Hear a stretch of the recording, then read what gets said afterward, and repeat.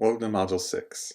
Module 6 leads us right to the Civil War. So the speed is picking up as we start to see the North and the South come to that place in history where there's no turning back. This module is set up like all the other previous modules, so you should kind of already have a hang of this. I'm looking at the module right now. You have required readings. You have a PDF with several primary sources in that. The PDF is titled The House Divided. Has several primary sources from excerpts from Harriet Beecher Stowe's Uncle Tom's Cabin, which is an anti-slavery novel. You may have read that in high school. You also have the South's response to that novel written by Mrs. Stowe. You have the Southern pro-Southern Court, Supreme Court, and their decision regarding Dred Scott, that runaway slave. You have a Virginia newspaper gloating about that decision, and you have the North being defiant in response. You also have Stephen Douglas opposes black citizenship, and Abraham Lincoln in one of the debates with Stephen F. Douglas claiming he never intends to create or to allow the freeing of the slaves in the South. So interesting documents. These are all primary sources which will be useful for your discussion post. Okay. You have your Module 6 Quiz A from the readings in that portion. You have a video lecture titled The House Divided. Got to watch the video lectures. And then Part B, the same thing. You have readings from the book, not the entire chapter, but pages 298 through 300, and a PDF. And this PDF is important because it's a single source. It's Abraham Lincoln's inauguration. So when he's elected president, this is his inaugural address to the nation. This is what you're going to do your primary source analysis on. So it's not from the book, it's this speech, his inauguration speech, which is a PDF.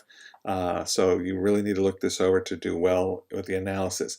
It's really interesting because things that you think about with Abraham Lincoln, not necessarily so at this point in his presidential life. Okay. Looking at this here. And then once again, you have a group discussion, which I'll have more directions in the Flipgrid post. But I'm going to be looking for you to analyze the reasons and the causes that eventually that the South would secede.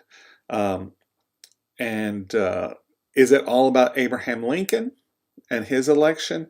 Are there other causes? And I mentioned a lot of those in my video lectures for this module, and I give you a lot of primary sources. I mentioned a lot for Part A, right?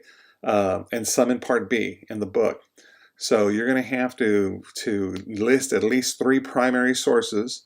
There are many in your Flipgrid video post, and I'll go into more detail on that, but I'm just letting you know as you're going through the module, start taking notes on those primary sources because you're going to have to reference at least 3 in your video post. That being said, the majority are doing really well. We have some people that are struggling a bit, but primarily because they're not turning in work, and I don't take late work, right? So keep it up. Don't fall behind. We're almost towards the end. In fact, next week is really the last official module, and in fact, it's a little shortened. If you kind of peek at the grayed out module for next week, I don't think I have both quizzes. I don't have 2 reading quizzes, if I remember correctly. It's a little less work, and then I am going to start opening up. I will open up the final project, which I'll let you in on a little secret. It's not a little secret. Your final project for that last week of class after spring break is basically you're going to turn in a video via Flipgrid, but it's going to be on a monument or historical place in and around San Antonio, and I'll give you a list. So it's not going to be something brand new. You're familiar with discussion posts. It's going to be along those lines, but you will have to go out and about San Antonio. So I'll be sure to list the places, the monuments that I will allow. You have to do a little research on those places, and then you'll post the video from those places, and then you'll reply to another students just like before. And that's pretty much the final project. We don't have a final exam as you would know it. I probably went into too much detail for a future assignment or the project, but I just wanted to make sure you don't start getting too nervous regarding the last project. In fact, it's probably going to be a little letdown because those should be easier and a lot of fun researching a place here in San Antonio, a historical place. So that being said, good luck with Module 5. Keep up the good work. I have a lot of students that are really good at these analysis and these posts. And if you've had issues with it, just remember, take your time, read the primary source, and this week would be the inauguration of Lincoln, and read it, but read it for what is he saying, not necessarily the words, but what is he saying, what's he conveying. That's it. Have a great week, and I will talk to you later.